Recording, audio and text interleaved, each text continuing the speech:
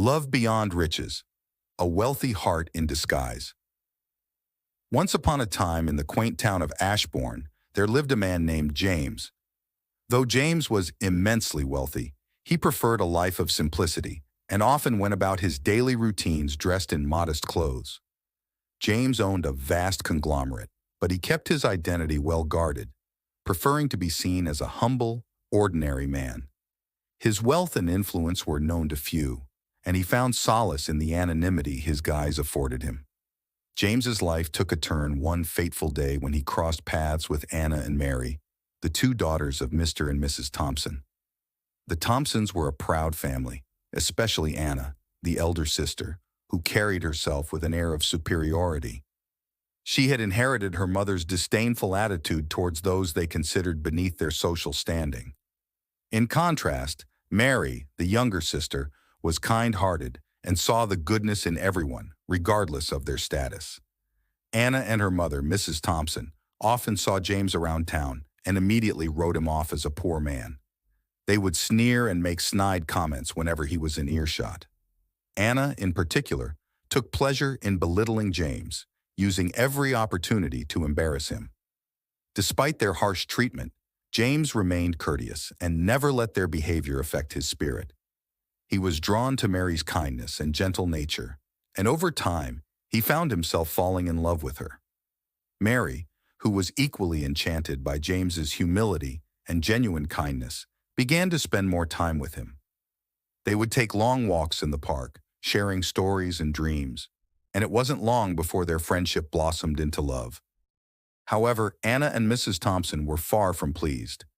They couldn't understand why Mary would choose to associate with someone they believed to be a pauper.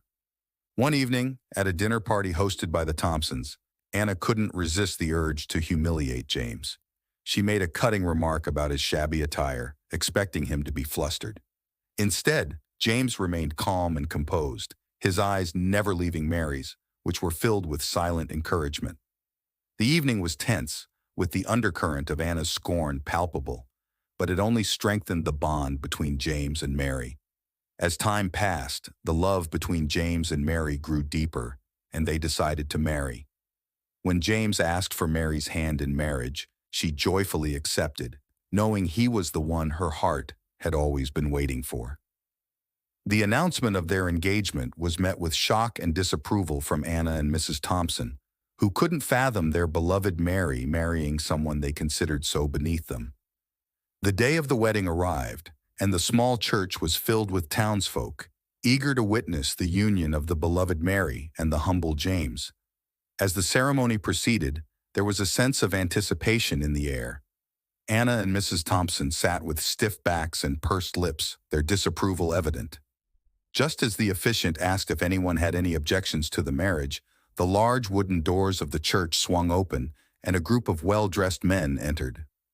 They were the board members of the conglomerate that employed Mr. Thompson.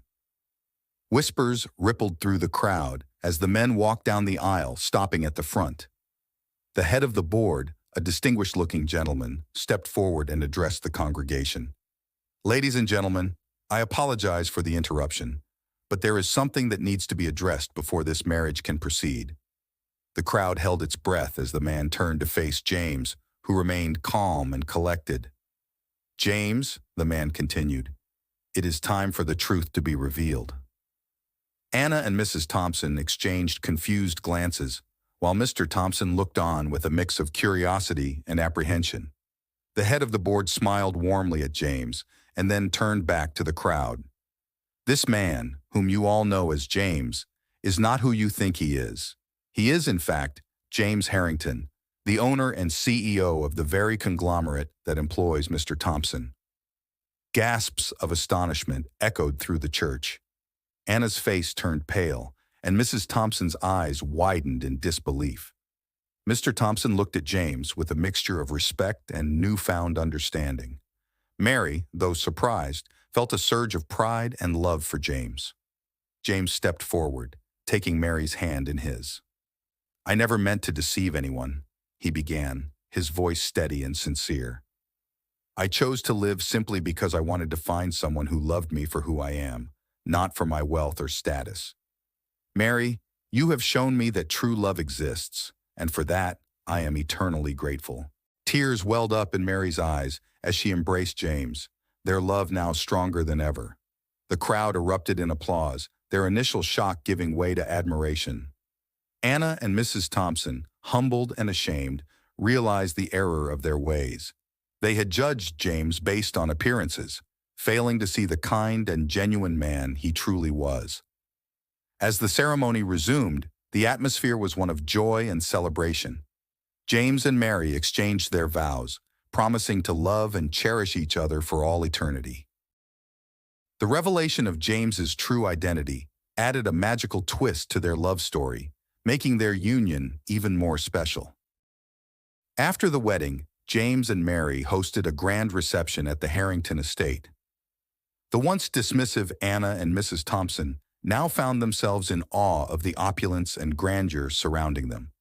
They approached James and Mary with newfound respect, seeking forgiveness for their past behavior. James, ever gracious, welcomed them with open arms. "Let this be a lesson," he said, "that true worth is not measured by material possessions, but by the love and kindness we show to one another." From that day forward, the Thompsons' attitude changed. They learned to appreciate the value of humility and kindness, and their relationship with James and Mary blossomed. James continued to lead his conglomerate, but he never lost his sense of simplicity and humility. He and Mary lived a life filled with love, surrounded by friends and family who cherished them for who they truly were. And so, the story of James and Mary became a beloved tale in Ashbourne, a reminder that true love transcends wealth and status, and that the greatest treasures in life are the ones found within the heart